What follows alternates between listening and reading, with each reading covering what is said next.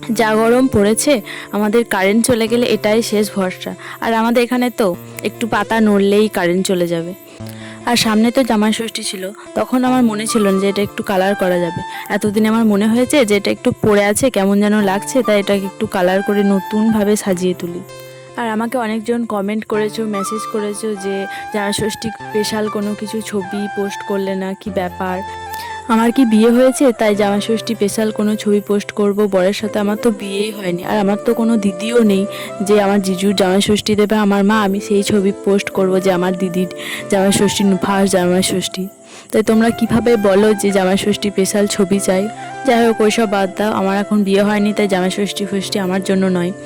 জানি তোমরা অনেকেই বলবে খুব একটা ভালো হয়নি, এর থেকে আরও অনেক ভালো করা যেত। আমি কখনো ছবি আঁকা এসব কিছু শিখিনি, তাই তোমরা কেউ এসে কমেন্ট করো না এ মা ভালো হয়নি, কেমন যেন লাগছে দেখে। জাস্ট দেখে দেখে যতটুকু পারি, এর আগে অনেক কিছু করেছে, বানিয়েছি, কিন্তু তেমনভাবে কোনো কিছু শেয়ার করা হয়নি। আজকে এটা বানাচ্ছি তাই ভাবলাম এটা একটু শেয়ার করা যাক তোমাদের সাথে। এবার তোমাদের বলি, এই হাত পাখাটা কে বানিয়েছে? এই হাত পাখাটা আমার মা বানিয়েছে। কেমন হয়েছে জানিও।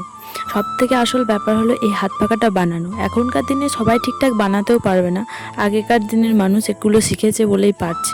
আমি ফেব্রিক কালারটা এনেছিলাম আলপনা করব বলে, আলপনা করা সে দিয়ে তেমন বেশি ছিলও না। তারপরে আবার অনেক দিন পড়েছিল, শুকিয়ে গেছে একটু আধটু, তাই খুব একটা সাদা কালারটা ছিল না, তাই লাল কালারটা দিয়ে আমি একটু ফাইনাল কমপ্লিট করার চেষ্টা করেছি। যাই হোক, কেমন হয়েছে জানিও। আর যদি ভালো লাগে তাহলে একটা কমেন্ট করে দিও যে